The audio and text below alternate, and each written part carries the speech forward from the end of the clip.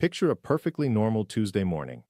A 72-year-old woman pours herself a tall glass of grapefruit juice, the same way she has every morning for 40 years. She takes her cholesterol pill with it, the way the bottle says, with water and with food, and it has worked fine for a decade. By dinner time, her legs ache so badly that she can barely walk to the kitchen. By the next morning, her urine is the color of dark tea. By Thursday, she is lying in a hospital bed, and a doctor is using a word she has never heard in her life, rhabdomyolysis. The breakdown of her own muscle tissue, pouring into her bloodstream, threatening to shut down her kidneys. The cause was not the medication. The cause was not the grapefruit. The cause was the two of them, sitting together in the same stomach, on the same Tuesday morning, doing chemistry that nobody had ever warned her about.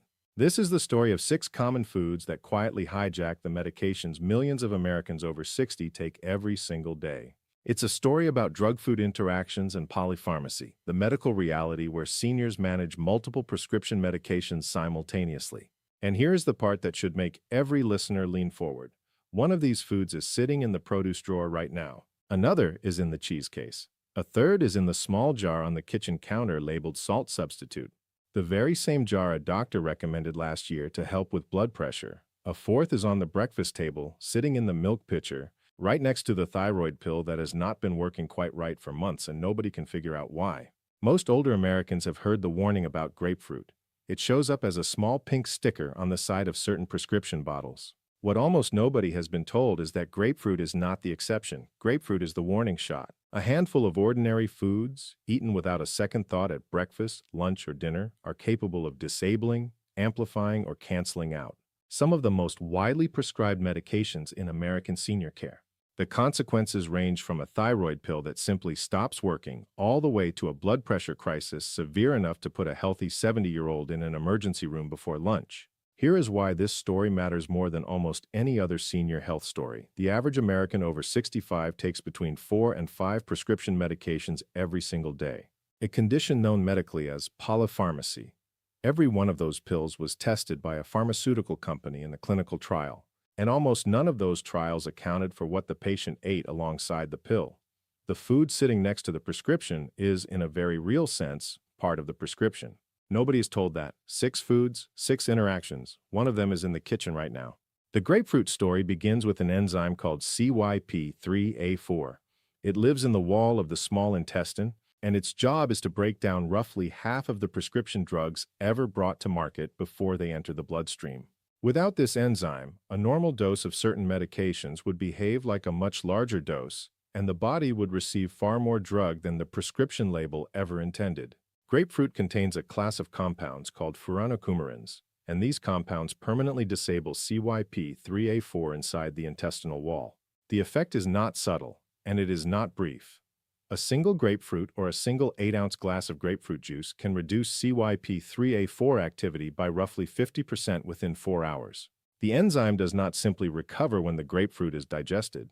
The body must manufacture entirely new enzymes from scratch, and the effect can persist for up to 72 hours after that single serving. For someone taking certain statins, the consequences are measurable and serious. The blood concentration of simvastatin and lovastatin can rise dramatically when consumed alongside grapefruit. In one classic pharmacokinetic study, a 40-milligram dose of simvastatin taken with large amounts of grapefruit juice produced blood levels roughly 13 times higher than normal. The clinical concern with elevated statin levels is muscle damage, which in severe cases can lead to kidney injury. Statins are only the beginning. The same enzyme is responsible for breaking down certain calcium channel blockers used for blood pressure, including nifedipine and felodipine. It metabolizes the anti-anxiety medication buspirone, raising blood levels by more than 4-fold when combined with grapefruit. It processes certain sleep medications, certain blood thinners, including apixaban and clopidogrel, and a long list of immunosuppressants and antivirals. The FDA maintains a published warning list, and it is far longer than most patients realize. There is one more piece of this story that almost nobody is told. Grapefruit is not the only fruit that contains furanocoumarins. Seville oranges, the bitter oranges used in traditional marmalades, contain them. So do pomelos, the larger citrus fruit increasingly common in American grocery stores. Seville oranges and pomelos carry the same interaction risk as grapefruit itself, so, to a lesser extent, do limes. A recent audit found that only 29% of major pharmacy chains included pomelo in their electronic drug interaction alert systems. This means that a senior who carefully avoided grapefruit could be eating pomelo or Seville oranges all winter long and never receive a single warning from the pharmacist, the prescription label, or the electronic medical record. The second food on this list is one that almost every cardiologist and pharmacist has, at some point, told their patients to avoid. The recommendation was wrong. Or, more precisely, it was based on an incomplete understanding of how the body and the drug actually interact with one another. Warfarin is a blood thinner prescribed to roughly 2 million Americans, many of them over the age of 65. It works by blocking vitamin K, the nutrient the liver uses to produce blood clotting factors. The intuitive conclusion, repeated for decades in clinics across the country, was that warfarin patients should avoid leafy green vegetables because these foods are rich in vitamin K and would counteract the medication. The newer and more careful research tells a different story. A systematic review published in the medical literature concluded that the issue is not avoidance at all, but consistency. A patient who eats 2 cups of spinach every Tuesday and nothing green on the other 6 days of the week will experience wild swings in their warfarin effectiveness, reflected in unstable INR values. A patient who eats roughly the same amount of leafy greens every day, even a substantial amount, can have their warfarin dose calibrated precisely around that intake. In 2019, a Canadian research team made a public recommendation that healthcare professionals stop advising warfarin patients to avoid green vegetables altogether. Older adults already struggle to get enough vitamin K, fiber, magnesium, and folate, and reflexive avoidance of leafy greens worsens those deficiencies without improving anticoagulation control. What matters is steadiness, meaning the same intake week after week, so that the warfarin dose can be matched to the diet rather than the other way around. This is a critical reframe for any senior on warfarin, and it deserves to be said clearly. The danger is not the spinach. The danger is the sudden change. The third food on this list has a name in the medical literature that captures exactly what it does. It is called the cheese reaction. In the 1960s, a British pharmacist named G.E.F. Rowe noticed that his wife, who was taking a class of antidepressant called a monoamine oxidase inhibitor, developed a severe pounding headache every time she ate cheese. The pharmacist's observation, later confirmed by the researcher Barry Blackwell, identified one of the most famous food-drug interactions in modern pharmacology. Aged and fermented foods contain a compound called tyramine. Monoamine oxidase inhibitors, prescribed for depression and for Parkinson's disease, block the enzyme that normally breaks it down. With the enzyme blocked, dietary tyramine flows freely into the circulation, where it triggers the release of stored norepinephrine. The result is a sudden and severe spike in blood pressure. In the medical literature, blood pressures during a tyramine crisis have been recorded as high as 220/115. The complications include intracranial hemorrhage, cardiac arrhythmia, and in some documented cases, death. The foods involved are predictable once the chemistry is understood. Aged cheeses, cured and fermented meats, sauerkraut, kimchi, miso, soy sauce, draft beer, and red wine all carry meaningful tyramine loads. There is an important honest note here.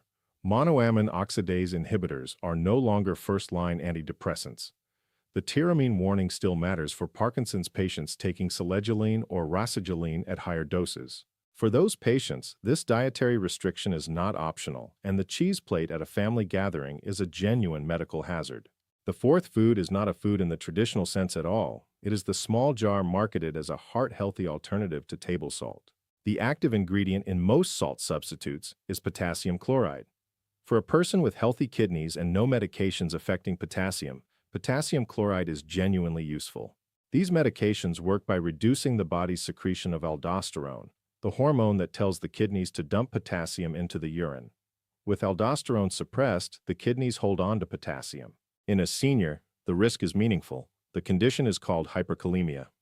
Blood potassium levels above 6 can cause sudden cardiac arrest. Salt substitutes are the underrated danger here because most patients do not consider them medications. The same caution applies to very high consumption of bananas, oranges, potatoes, and avocados. The principle is simple. The blood pressure medication and the salt substitute are doing the same biochemical work from two different directions. The result can be a heart rhythm disturbance hours later. The fifth food is one of the most common in American senior nutrition. The interaction it produces is not dramatic at all. It is quiet. The medication simply stops working. Calcium, whether from milk, yogurt, or a supplement, has a chemical habit of binding to certain medications inside the stomach. The bound complex cannot cross the intestinal wall. Levothyroxine, the thyroid medication that roughly 25% of Americans over 65 takes every morning, is the most affected. Calcium can reduce its absorption substantially. Fluoroquinolone antibiotics, including ciprofloxacin and levofloxacin, are affected in the same way. Bisphosphonates, the medications prescribed to treat osteoporosis, are particularly sensitive, and alendronate and risdronate must be taken with plain water on an empty stomach with no calcium nearby.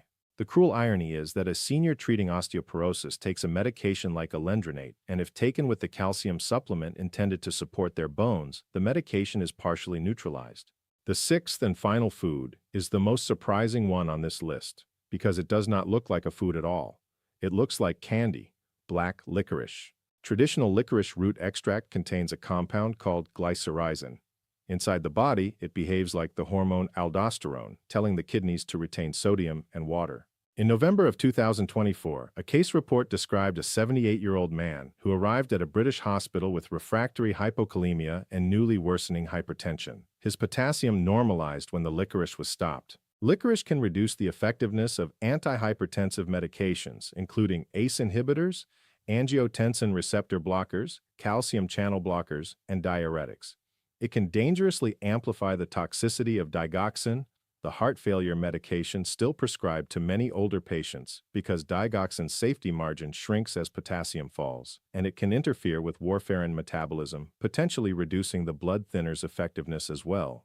The phenol-flavored or anise-flavored candies in American stores are generally safe, but imported black licorice and herbal preparations in health food stores are the genuine pharmacological article. There is a single principle that runs underneath all 6 of these interactions. Food does not just feed the body, food carries chemistry, and that chemistry meets prescription medications. In each case, the food is not the problem, and the medication is not the problem. The combination is the problem. For anyone over 60, the practical action is straightforward. Write down every medication, supplement, and food consumed regularly. Ask your doctor which need to be separated or avoided. The answers are rarely what the patient assumes, and the questions in this case are the prescription.